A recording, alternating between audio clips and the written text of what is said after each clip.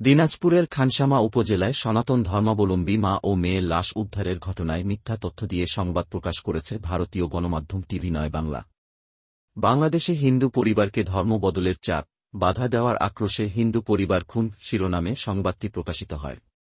গত ১৯ ডিসেম্বর বিকালে প্রকাশিত সংবাদে দাবি করা হয়, বাংলাদেশে হিন্দু পরিবারকে ধর্ম বদলের চাপ, বাধা দেওয়ার আক্রোশে হিন্দু পরিবারের গৃহবধূ সুজাতা রায় ও তার ৪ বছরের মেয়ে নীলাদ্রি রায়কে খুন করে ঝুলিয়ে রাখে কট্টরপন্থীরা।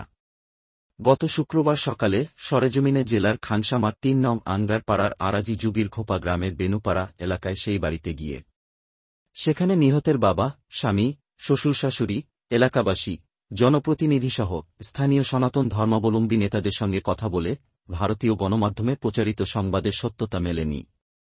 প্রতিবেশীদের দাবি, ভারতীয় গণমাধ্যমে প্রকাশিত খবর মিথ্যা। ধর্ম বদল বিষয়ে কোনো চাপ কেউ প্রয়োগ করেনি। এটি আত্মহত্যা নাকি হত্যা সেই বিষয়ে নিহতের শ্বশুর পরিবার ও বাবার পরিবারের মধ্যে দ্বন্দ্ব চলছে। জানা যায়, পার্বতীপুর উপজেলার বিলাইচণ্ডীর বাঘাচড়া ঝাউপাড়ার অমিত্য রায়ের মেয়ে সুজাতার সঙ্গে ২০১৮ সালে ভক্ত রায়ের বিয়ে হয়। তাদের ৪ বছর বয়সী একটি মেয়ে রয়েছে।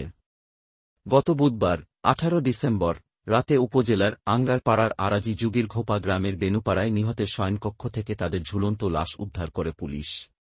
ময়নাতদন্ত শেষে নিহতের বাবার জিম্মায় লাশ পরদিন দাহ সম্পন্ন হয়। এ ঘটনায় নিহতের বাবা অমিত্য রায় থানায় অপমৃত্যুর মামলা করেন।